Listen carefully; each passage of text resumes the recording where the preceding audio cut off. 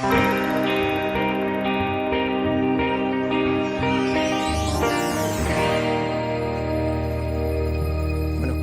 sumo, buenas tardes a todos, me sumo a los agradecimientos que ha realizado Antonio Barrionuevo para ir abordando el tema ya directamente y no, porque vamos un poco tarde, ¿no?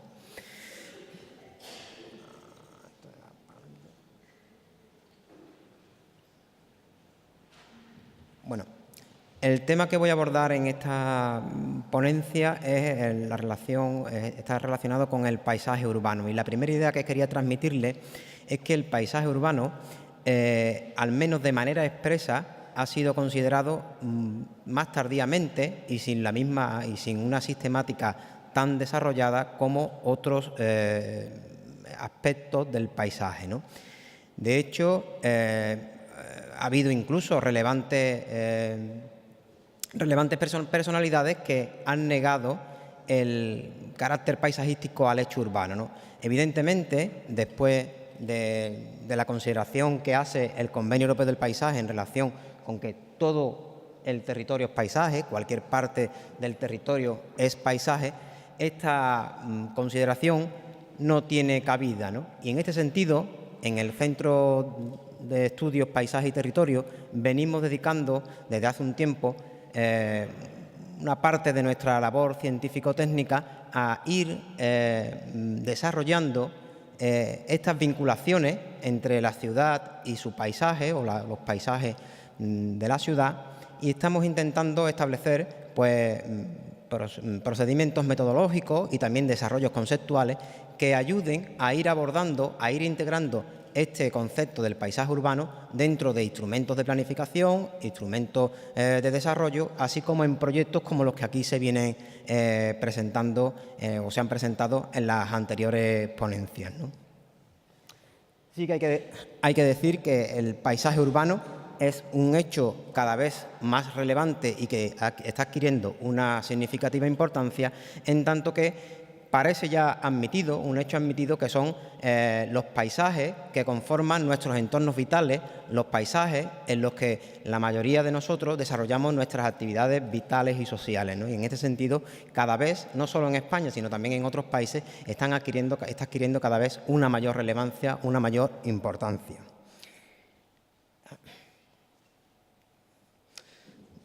No quiere decir, sin perjuicio de lo que acabo de decir, el paisaje urbano ha sido abordado tanto desde el punto de vista artístico como también desde el plano científico-técnico, e incluso muchas de las intervenciones de construcción de monumentos, de desarrollos urbanos,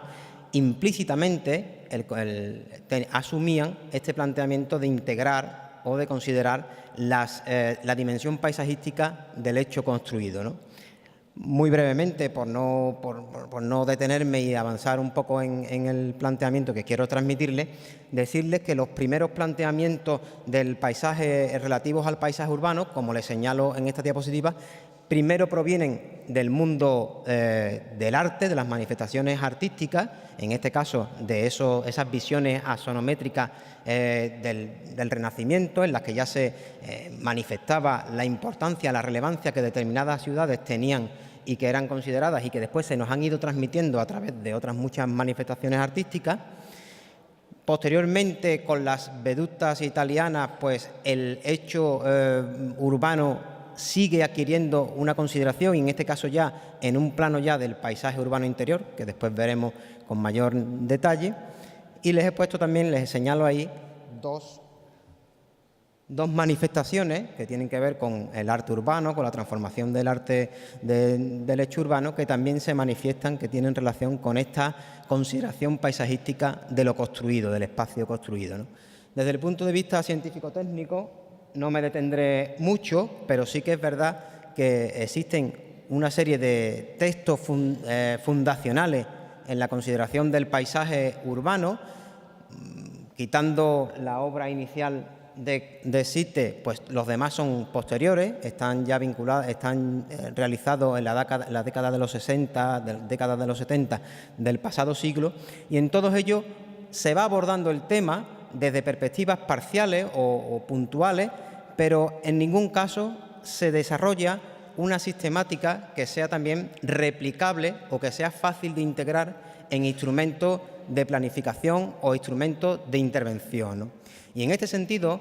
la intervención que les voy a ofrecer va a tener como dos partes diferenciadas. En una les expondré intentaré establecer un marco teórico metodológico desde el que abordar este concepto de paisaje, esta noción de paisaje urbano, y después, aprovechando un trabajo realizado para la Gerencia Municipal de Urbanismo, que pensamos que en breve va a ver la luz a través de una publicación, pues intentaremos desarrollar los conceptos que les voy a explicar a continuación a la ciudad de Sevilla, ¿no?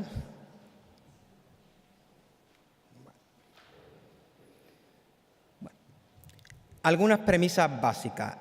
Cuando abordamos el hecho del paisaje urbano, tenemos que saber que estamos hablando o estamos considerando un artefacto, es decir, una intervención humana, quizás la intervención humana con mayor capacidad de incidir en los paisajes que nos rodean, que esta circunstancia, sin embargo, no debe hacernos entender o no debe plantearse desde una actitud maniquea en la que el hecho urbano, digamos, viene a detraer los valores de un paisaje natural prístino y que no se puede tocar. Es decir, como se ha expuesto aquí en la primera ponencia de esta mañana, cada vez es necesario ir entendiendo más esta imbricación entre naturaleza y ciudad, que se vayan interrelacionando, porque de dicha imbricación surgirá un ente, una circunstancia de mucho mayor interés. Otra cuestión inicial que quería señalarles también es que el paisaje urbano debe abordarse desde la consideración como hecho físico, como hecho objetivo, pero también desde un planteamiento perceptual, desde un planteamiento social que tenga en cuenta las valoraciones cambiantes en el tiempo que la sociedad tiene sobre este hecho. Esta circunstancia nos lleva a considerar como un elemento clave dentro del tratamiento del paisaje urbano el tema de la calidad del paisaje. De hecho, ahora verán ustedes más adelante que cuando abordemos el tema del paisaje interno de la ciudad, prácticamente podemos hacerlo equiparable a la calidad del espacio libre público. Evidentemente, la incorporación de este criterio de la calidad, que no debe entenderse únicamente desde una perspectiva de calidad estética, sino también calidad ambiental, calidad funcional de la ciudad y de los espacios libres, nos lleva, sin ningún tipo de duda, a considerar la participación de la sociedad en el diseño o al menos en la gestión de los paisajes urbanos. Hechas estas consideraciones básicas o de partida, habría como algunos aspectos que deben ser considerados inequívocamente a la hora de analizar el paisaje urbano con intención de replicar unos conceptos o unos métodos que sean extrapolables a distintas situaciones o a distintos instrumentos de planificación. En este sentido, el paisaje urbano debe abordarse teniendo en cuenta que responde a unas escalas y a unos tipos de paisajes y que estas situaciones nos van a dar situaciones dispares, situaciones que merecerán un tratamiento específico y concreto para cada uno de ellos. De hecho, podemos hablar o podemos distinguir bajo este paraguas de paisaje urbano al menos tres situaciones básicas que después, en estudios concretos, deberán irse concretando para asimilarlo a la realidad de cada paisaje urbano al que nos enfrentemos. En este sentido, como categorías básicas de análisis, debemos abordar paisajes urbanos consolidados, aquellos que se refieren fundamentalmente a la ciudad densa y compacta, que cuando se asocia a los valores patrimoniales, pues nos da situaciones que ya están siendo reconocidas o que están intentando ponerse de manifiesto por determinadas instituciones internacionales, o que nos llevan a considerar el potencial paisajístico que tienen algunos de los asentamientos urbanos andaluces, especialmente aquellas ciudades medias que tienen algún tipo de protección en virtud de sus valores patrimoniales y paisajísticos y que en muchos casos son verdaderos iconos desde el punto de vista del paisaje urbano. Pero al mismo tiempo, junto a estos paisajes urbanos consolidados de las ciudades tradicionales, el paisaje urbano debe también considerar aquellos paisajes periurbanos o metropolitanos que se manifiestan fundamentalmente a través de dos características que los hacen especialmente singulares y que al mismo tiempo en los que recae además la dificultad de su tratamiento actualmente. Es decir, estos paisajes periurbanos de las nuevas periferias urbanas, de las periferias difusas y diseminadas, tienen dos características, su fragmentación y su carácter fragmentario, que en el futuro o en un futuro próximo deberán ser abordados de manera más específica desde el punto de vista de los poderes públicos y desde el mundo de la universidad y de los técnicos, ¿no? Mi intervención fundamentalmente hoy se va a ocupar de los paisajes urbanos consolidados y estos otros dos tipos, los paisajes periurbanos metropolitanos y los paisajes rururbanos, deberán ser objeto de tratamiento en otras jornadas o en otros foros como este, ¿no? Estos tres tipos de paisajes que les señalo responden fundamentalmente a los modelos de expansión urbana que actualmente conocemos y que, bueno, pues les señalo ahí brevemente a través de la fotografía. Otro hecho fundamental a la hora de analizar y de tratar el paisaje urbano es la escala, ¿no? Las dimensiones de los hechos, en tanto que el tratamiento a desarrollar para un pequeño núcleo serrano, en concreto uno situado en el Valle del Genal, o para Cómpeta o para la ciudad de Málaga, evidentemente deberá tener en cuenta la especificidad que nos marca la dimensión del hecho urbano, su potencia y sus relaciones visuales, funcionales y territoriales con el emplazamiento en el que se desarrollan.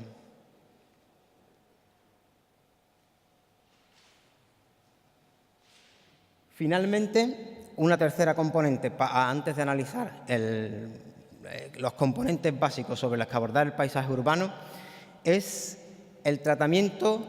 en dos planos, en dos aproximaciones del hecho paisajístico cuando está referido a la ciudad o a los asentamientos urbanos. Por una parte, la consideración de la dimensión espacial, territorial de los núcleos urbanos, lo que nosotros consideramos o llamamos el paisaje urbano exterior, que podríamos sintetizarlo como la ciudad, la relación que mantiene la ciudad con el paisaje, que uno de sus rasgos determinantes o quizás el que con mayor facilidad la ciudadanía percibe son las imágenes de conjunto de las localidades. En este caso, le señalo estas relaciones espaciales, visuales, escénicas que mantiene el núcleo de Carmona con su entorno campiñés, donde se observa este juego de miradas, este juego de dentro-fuera que se establece entre los núcleos cuando se tiene un emplazamiento que permite una consideración del paisaje a su alrededor. Pero al mismo tiempo que consideramos el paisaje urbano exterior, también el paisaje urbano requiere una mirada del paisaje urbano dentro de la ciudad. Y en este sentido, como ya he dicho al principio, la clave, la forma de abordarlo es entendiéndolo desde la calidad del espacio libre público. Una calidad que, como ya también he señalado, debe ser no solo escénica, sino que también debe abordar los aspectos ambientales y funcionales del paisaje. Desde estas premisas básicas podemos establecer cuáles serían los componentes concretos que cualquier tratamiento del paisaje urbano debe abordar de manera sistemática para que podamos considerar un recorrido completo de todos los planteamientos que el hecho urbano en el paisaje nos manifiesta. En concreto, en relación con el paisaje urbano exterior, es necesario o sería necesario abordar los aspectos que le señalo en la imagen. Por una parte, la imagen de conjunto del hecho urbano, teniendo en cuenta los aspectos de dimensiones o de escala del núcleo al que nos estemos refiriendo. En este sentido, habrá núcleos que nos ofrezcan una imagen de conjunto única, concreta y perfectamente delimitable, mientras que en otros, en los núcleos de mayor desarrollo, en las grandes ciudades, donde esta imagen será de distintos sectores, ¿no? Nos ofrecerán imágenes de distintos sectores, pero no una imagen de conjunto única. Otros elementos, otros componentes a abordar desde esta perspectiva serán la silueta o envolvente urbana exterior, que en algunos casos pues, son elementos ampliamente reconocidos por la ciudadanía y que se han convertido prácticamente en el icono de muchas de estas localidades. Las fachadas, los bordes urbanos, entendiendo por bordes urbanos aquellos espacios que están en construcción, aquellos frentes edificados de la ciudad que están en construcción y que no se pueden considerar todavía definitivos. Fachadas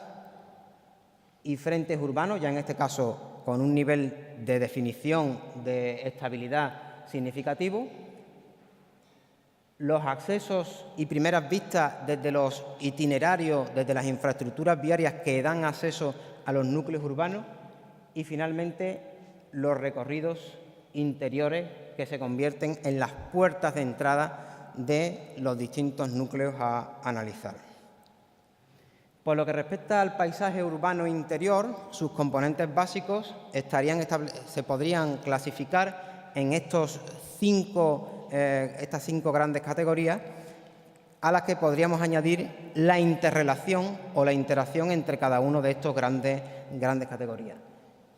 En primer lugar, a la hora de analizar el paisaje urbano interior, habría que considerar la arquitectura perimetral, no solo porque es la responsable de definir el escenario urbano en el que se concreta finalmente este paisaje urbano, esta escena urbana interior, sino también por su incidencia en los usos y funciones del espacio libre adyacente en virtud de los usos y funciones que los edificios alberguen. Dentro de la arquitectura perimetral, pues habría que considerar una serie de parámetros que se consideran fundamentales a la hora de analizar este primer aspecto. En segundo lugar, habría que tratar la forma y el tratamiento, la urbanización del espacio libre público, con una serie también de criterios. Y como aspectos fundamentales, los pasaré más rápido porque en algunos casos se están considerando ya en esta jornada. Un hecho fundamental a la hora de considerar el paisaje urbano interior es la vegetación urbana, un hecho que actualmente podemos considerar como clave a la hora de establecer unos parámetros de calidad suficientes para este espacio público que estamos intentando abordar. Las dotaciones y el mobiliario urbano como hechos que, al superponerse en el espacio público y también en la arquitectura perimetral, están condicionando significativamente la percepción y la valoración que tiene este espacio público, llegando a ser considerado en algunos casos, cuando la densidad adquiere un grado significativo, pues elementos conflictivos o molestos, o elementos que están banalizando el paisaje urbano. Y finalmente, muy importante, los usos dentro del paisaje urbano. Como hemos dicho, es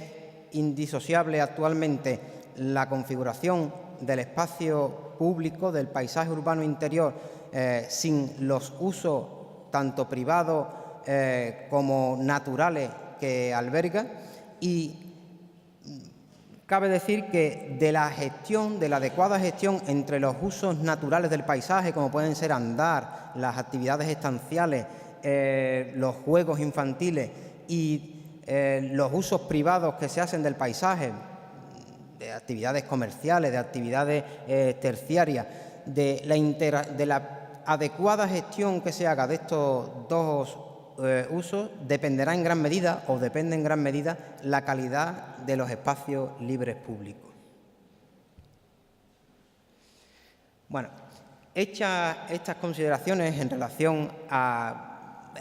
un posible marco teórico para abordar el tratamiento del paisaje urbano, les voy a presentar algunas consideraciones en relación a este estudio al que ya he hecho alusión y que, entendemos que en un tiempo prudencial pues estará a su disposición. Estamos trabajando actualmente en su edición con la Gerencia Municipal de Urbanismo y pretendemos que sea como una primera aproximación a los recursos paisajísticos de la ciudad de Sevilla, ¿no? Y en este sentido, siguiendo los aspectos que les acabo de señalar en la primera parte de la exposición, hemos intentado hacer un reconocimiento de los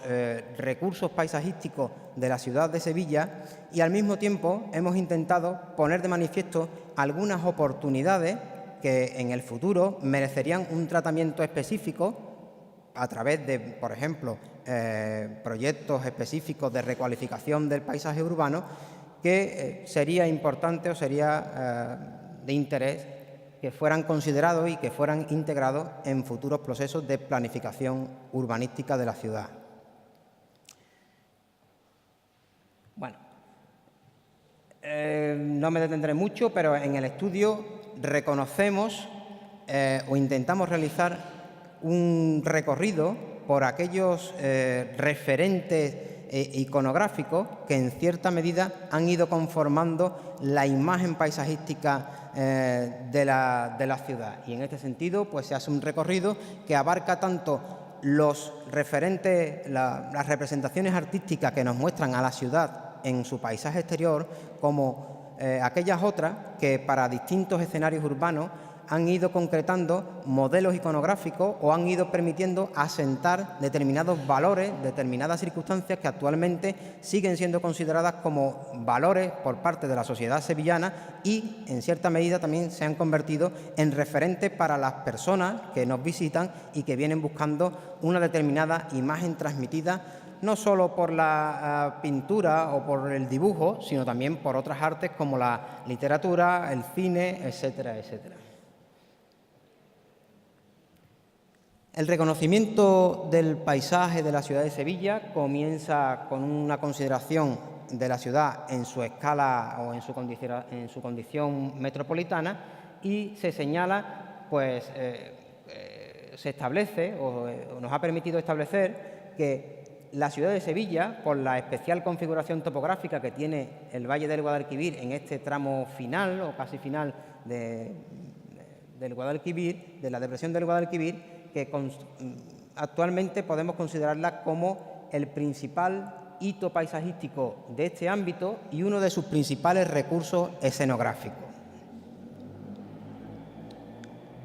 Se ha considerado también, en cierta medida, apoyándonos en trabajos anteriores, se han intentado valorar los paisajes periurbanos, es decir, aquellos espacios que todavía rodean la ciudad de Sevilla y que, bueno, pues se han cualificado, se han evaluado en función de determinadas circunstancias que son reconocibles en ellos. A partir de una serie de hechos fundamentales que se vinculan a la movilidad urbana, es decir, a los principales recorridos viarios organizados u ordenados por el volumen de vehículos que albergan o que soportan en la actualidad, o los recorridos ferroviarios, así como los itinerarios de autobuses, los carriles bici. Se ha realizado un estudio de visibilidad que nos ha permitido establecer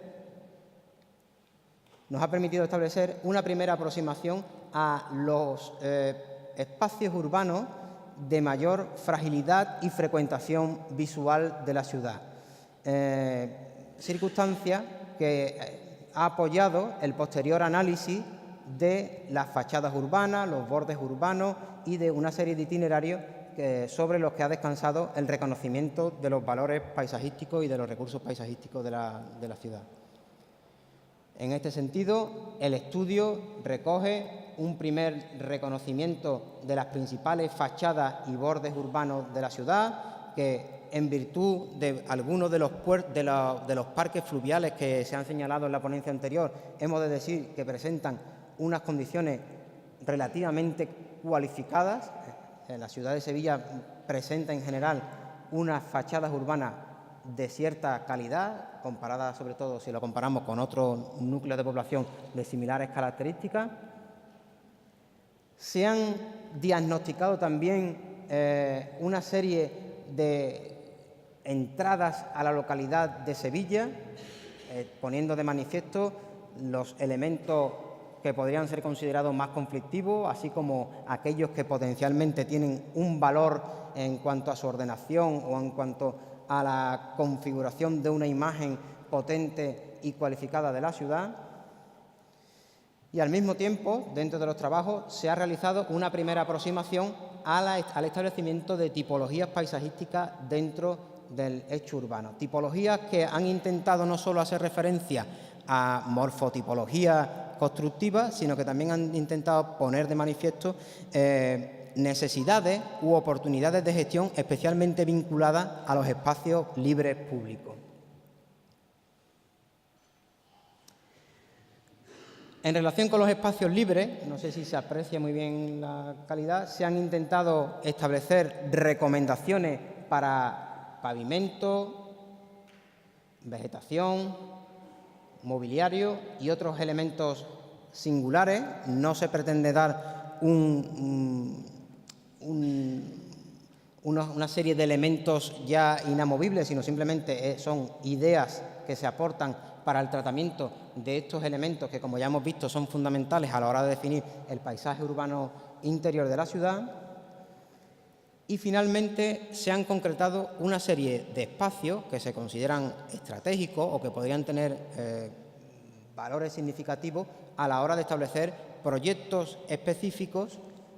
a través de los cuales favorecer la cualificación paisajística del espacio público, ¿no? Como ven ustedes, son situaciones,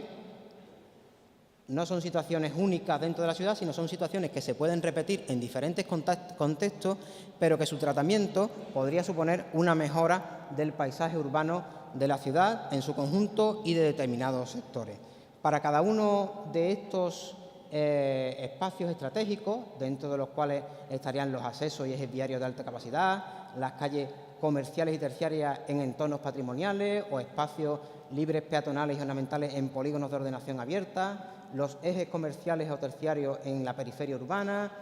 frente de áreas productivas o terciarias, fachadas y bordes de nuevas periferias urbanas. Para cada uno de estos elementos, como ya digo, se ha realizado una primera consideración, un primer diagnóstico general en el que se establecen pues, cuáles son las causas que justificarían el tratamiento de estos espacios y cuáles serían las oportunidades y necesidades que deberían ser solventadas o puestas de manifiesto en futuros proyectos de intervención sobre el paisaje urbano. Aquí les pongo algún ejemplo, como por ejemplo el de